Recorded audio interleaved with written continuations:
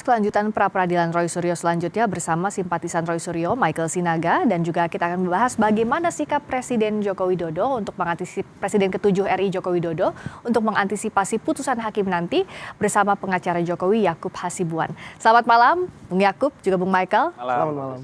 Kita ketemu lagi, saya ke Bung Michael dulu. Meskipun putusan pra-peradilan ini kan tidak mengubah status tersangka, karena itu beda lagi di pra-peradilan kedua. Tapi apa maknanya untuk kubu Roy Suryo? Ya. Sekarang kita bisa melihat ya bahwa apa yang ditakutkan selama ini bahwa hakim itu berat sebelah ternyata tidak terbukti.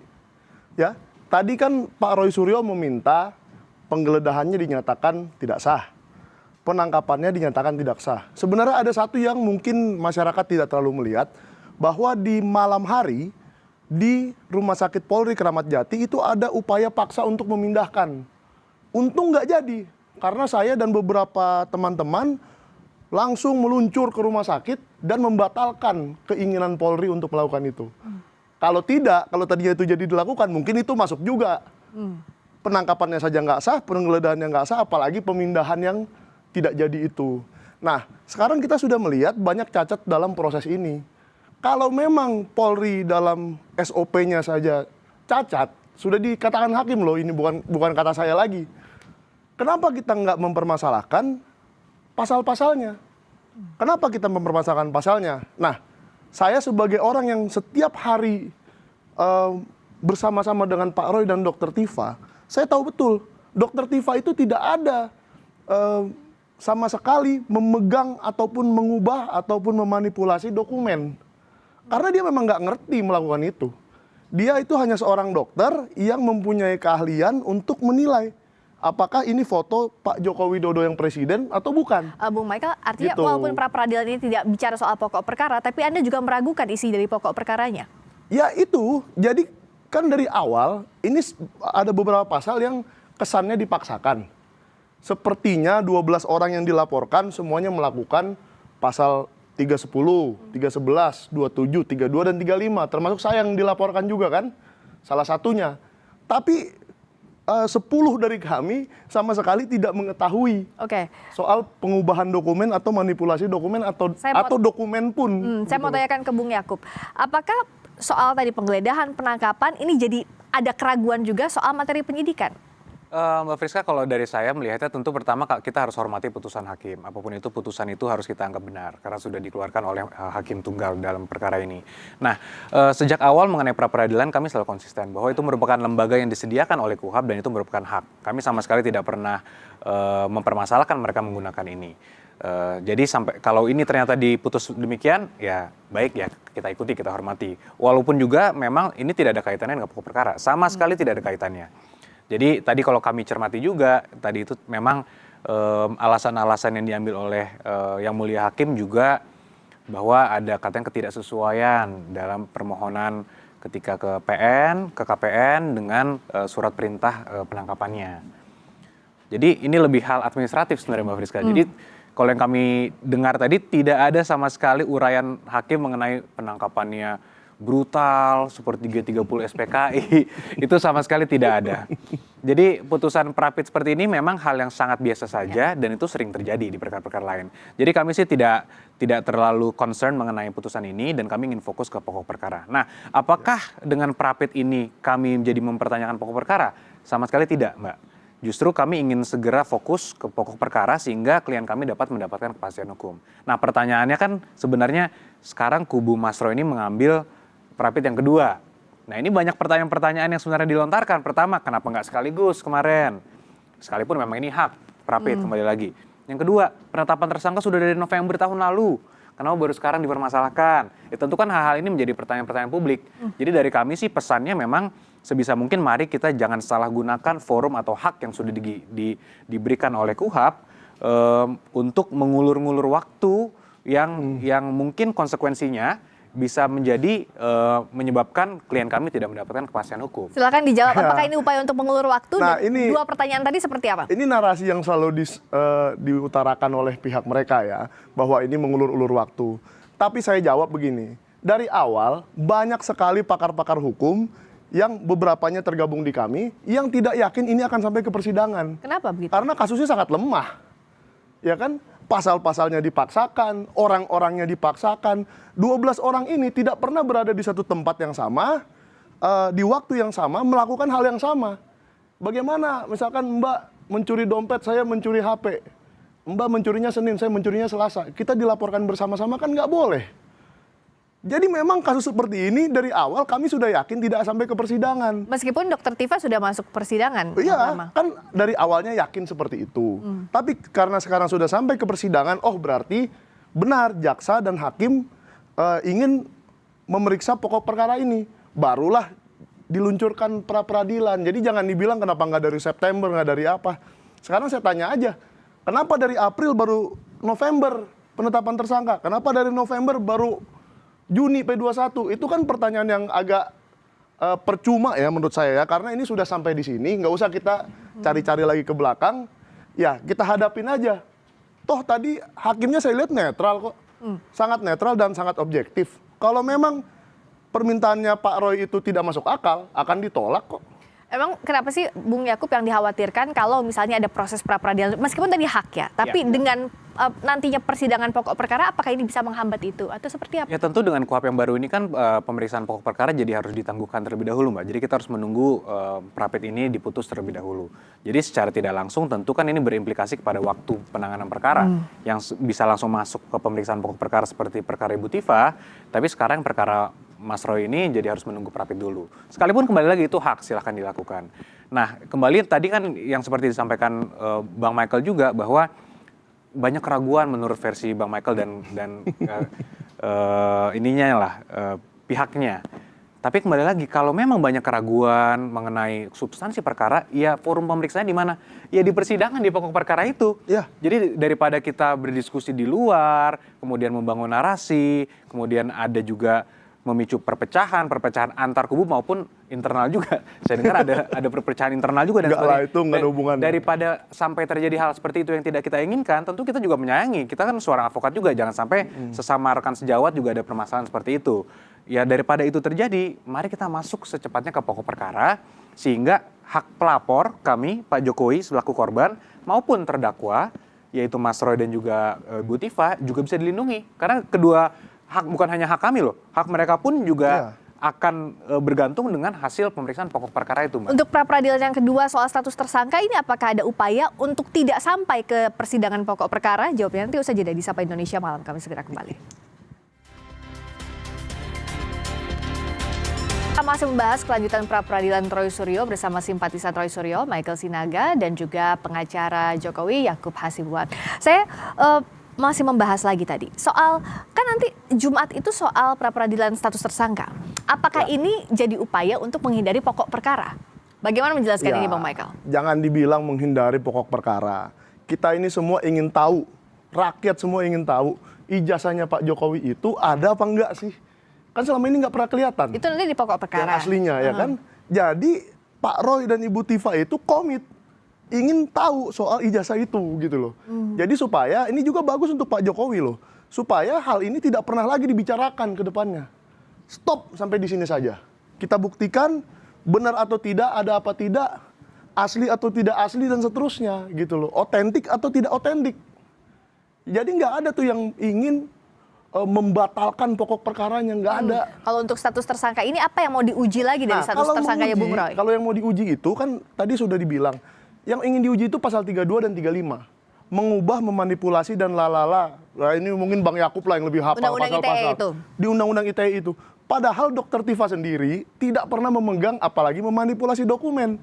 Yang dari awal, kalaupun bisa dibilang manipulasi, karena menganalisis sebuah dokumen itu Rismon Sianipar itu yang sudah dimaafkan itu. Jadi kenapa itu malah dituduhkan ke Dokter Tifa? Saya sih bingung. Dokter Tifa itu seorang dokter yang melihat anatomi tubuh, anatomi wajah seseorang. Gak ada hubungannya dengan dokumen atau Undang-Undang ITE 32 dan 35. Tapi status tersangka yang nanti hari Jumat itu status tersangka Bung Roy kan? Iya, Pak Roy. Dan itu juga kita periksa. Apa sih yang dilakukan Pak Roy Suryo mengenai itu? Apa benar dia pernah memanipulasi dokumennya Pak Jokowi? Kita tes aja dengan pra-peradilan. Oke, Bung Yakub, apa implikasinya kalau Anda melihat prapit yang diajukan oleh Bung Roy Suryo untuk nanti Jumat? Itu memang pertanyaan besarnya Mbak Friska. Kalau dari kami melihatnya, kalau selama ini narasi yang dibangunkan bahwa beliau ingin mendapatkan keadilan, Pak Jokowi harus hadir, mereka mencurigai Pak Jokowi tidak akan hadir dan sebagainya. Ya kalau itu narasinya, ya berarti mari kita masuk ke pokok perkara. Tapi kan sekarang tidak, beliau menggunakan masuk lagi menggunakan lembaga pra-peradilan lagi untuk objek yang berbeda menurut mereka.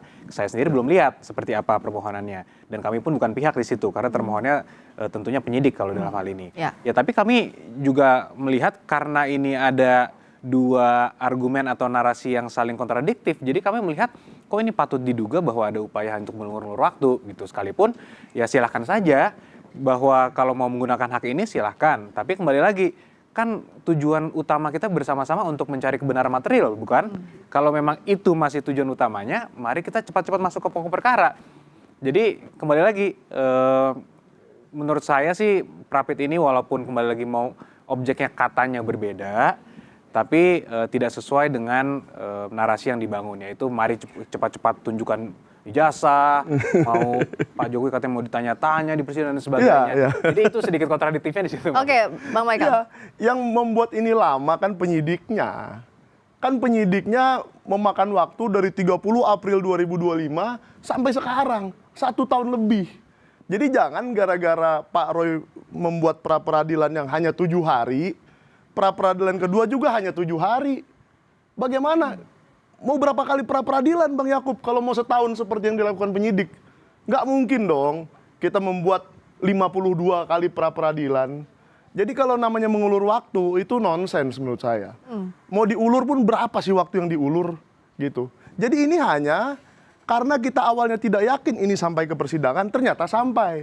Oke, kalau memang sampai, karena begini Mbak, beberapa kali pengadilan yang lain seperti di Solo dan di mana itu NO semua. Ya kan, berarti tidak sampai ke pokok perkara. Jadi kami pun mengira dari awal, oh ini tidak sampai ke pokok perkara. Tapi karena sampai, ayo kita pra-peradilankan dulu supaya pokok perkaranya jelas. Benar nggak ada 3235 mengubah dokumen itu? Karena saya pun waktu di BAP, saya sebagai terlapor, ditanyakan soal itu. Mengubah dokumen, memanipulasi dokumen, malah nggak ada. Pak Roy aja tidak tahu itu apa yang dimanipulasi dokumennya, apalagi saya. Gitu soal pertanyaan ini apakah tepat untuk di pra-peradilan? Nah itu sebenarnya good question Mbak Friska. Justru kalau kita mau mengecek apakah ini sudah sesuai pasalnya, kekuatan pembuktian dan sebagainya, itu adanya di pokok perkara. Jadi forumnya menurut kami tidak tepat kalau itu di pra-peradilan. Karena di pra-peradilan itu akan diperiksa mengenai formilnya. Apakah contoh penetapan tersangkanya sudah ada 2 alat bukti. 2 alat bukti ini kan sangat subjektif. Apa yang dinilai 2 alat bukti? Kalau menurut penyidik sudah cukup, ya silahkan aja lanjut. Dan faktanya apa? Faktanya seluruh alat bukti yang sah dan berkas perkara sudah diterima oleh kejaksaan. Berarti kejaksaan sudah sepakat dengan kami nih bahwa ada tindak pidana di sini, yang terdakwanya ada 2 orang ini. Mari kita sidangkan, kita cari kebenaran material, kita serahkan pada majelis hakim. Kan itu sebenarnya stance-nya sekarang. Tapi kalau sekarang mundur lagi mengatakan bahwa tunggu dulu, kita cek dulu kekuatan alat bukti ini di pra-peradilan loh. Kok jadi salah kamar? Oh gitu. Bukan alat buktinya, Jadi pasalnya kalau Bang. kekuatan pembuktian ini dan persesuaian pasal itu adanya di pokok perkara, Mbak. Ya, Walaupun di dakwaan nanti seperti Ibu Tifa kan mengajukan eksepsi. Ya. Itu forumnya silakan, boleh ada perlawanan diatur di situ. Iya. Michael. Kalau begitu caranya Mbak, enak aja nanti polisi misalnya dia mau menyidik seseorang, masukin aja pasal sebanyak-banyaknya. Masukin aja 20 pasal. Mana yang kena deh. Gitu kan? Kan nggak boleh begitu penegakan hukum. Kita harus melihat pasalnya benar dulu, baru masuk ke persidangan. Bahkan seperti yang kemarin terjadi, 3 orang pelapor gugur loh. Yang namanya Andi Kurniawan, Lecumanan, dan Maret Samuel Sweken itu gugur ya Bang ya? Ya. Yang tersisanya Pak Joko Widodo. Berarti kan tidak terbukti. Berarti kan bisa saja yang dilakukan penyidik selama ini sampai ke tanggal P21 itu ada yang salah. Dan itu tersaring oleh jaksa, 3 orang itu tersaring oleh jaksa. Mungkin kalau di jaksa tidak melihat bahwa itu bisa disaring, ya udah kita coba saring lewat pra-peradilan. Siapa tahu tersaring juga pasalnya. Ini upaya men-challenge status tersangkanya itu, Bung Yakub. Ya, tadi menarik juga bahwa Bung Michael juga mengatakan sebelumnya ada 4 laporan, kemudian terfilter dan sebagainya. Justru kalau dari kami angle-nya kita putar nih, justru itu membuktikan bahwa sebenarnya sudah ada proses check and balances, termasuk gelar perkara khusus, Mbak. Di gelar perkara khusus itu kan dilihat semua proses penyidikannya seperti apa, pasal-pasalnya dijabarkan, dan waktu itu summary-nya dari gelar perkara khusus adalah kesimpulannya penyidikan sudah dijalankan dengan semua prosedur yang sesuai. Jadi tidak ada kesalahan, pelanggaran dan sebagainya, termasuk ketepatan pasal di situ. Nah, kemudian dicek and balance lagi oleh kejaksaan dalam proses pelimpahan.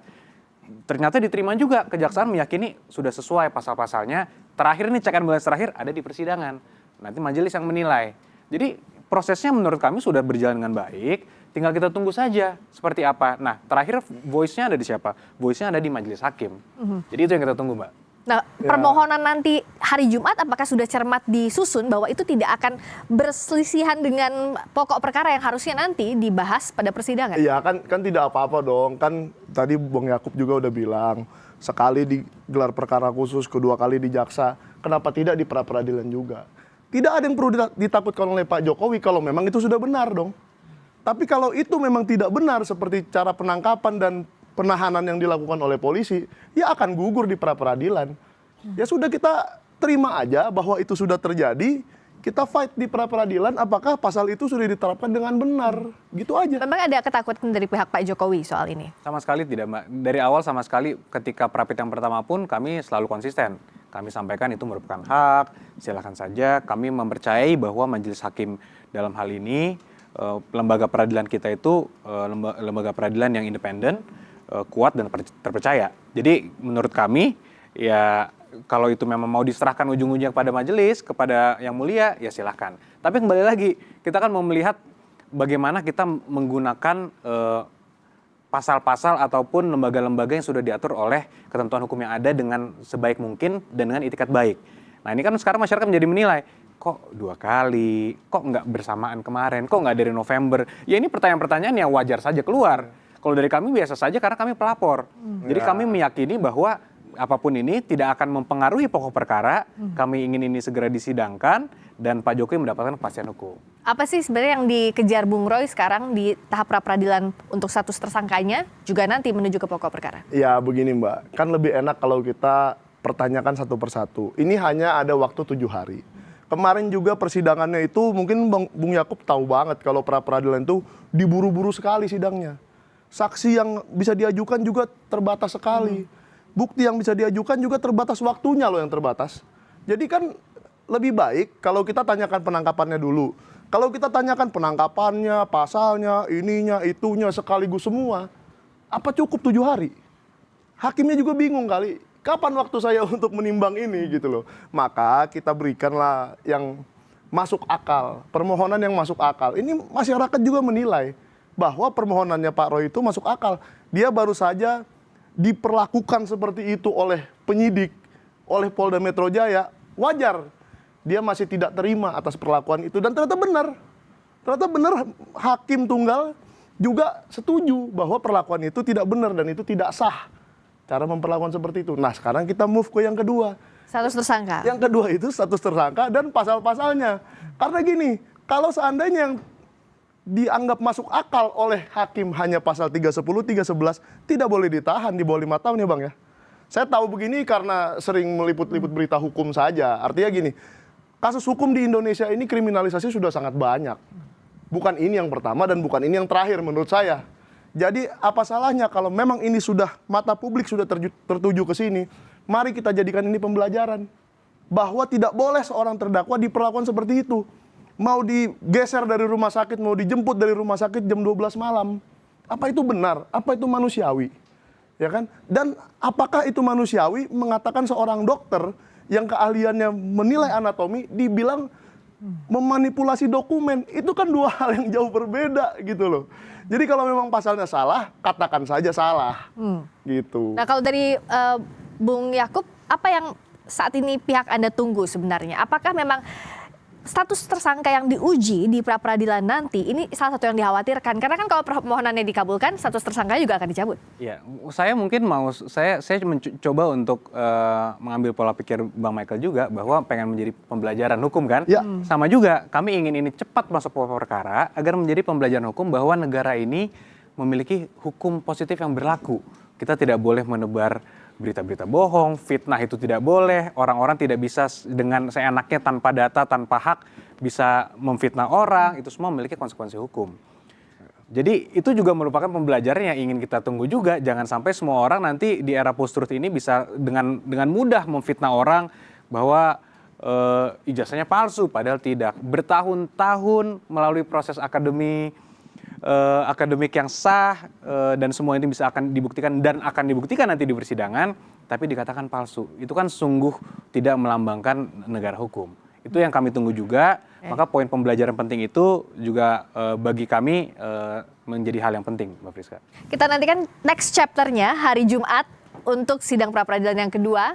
Yang diuji adalah status tersangka dari Boleh sedikit, Mbak? Singkat saja. Ya, singkat saja. Sebenarnya yang saya tunggu, saya setuju dengan Bang Yakub. Saya ingin cepat-cepat ke pokok perkara. Dan mungkin nanti di pokok perkara ya Dr. Tifa, 2 orang yang saya tunggu. Dian Sandi Utama yang sebenarnya mengupload ijazah itu ke Twitter alias X. Dan kedua Kasmujo yang sudah mengaku bahwa dia bukan dosen pembimbing skripsinya Pak Jokowi. Kalau 2 orang ini bersaksi di pengadilan, saya yakin kebenaran akan terungkap. Relevankah 2 orang ini akan dibawa ke pengadilan nanti untuk pokok perkara, Bung Eko? Saya sangat setuju bahwa kita mencari kebenaran material, bahwa saya meyakini juga Pak Kasmujo juga akan mengatakan yang sebenarnya bahwa beliau juga merupakan dosen pembimbing Pak Jokowi. Ya, jadi ya mari kita lihat, Mbak. The sooner the better ya. The Harusnya sooner ini the segera berlangsung persidangannya agar dibuka seterang mungkin kepada publik. Terima kasih Bung Yakub Hasibuan, kuasa hukum Pak Jokowi. Terima kasih juga Bung Michael Sinaga, terima kasih. simpatisan Roy Suryo. Berikutnya saudara.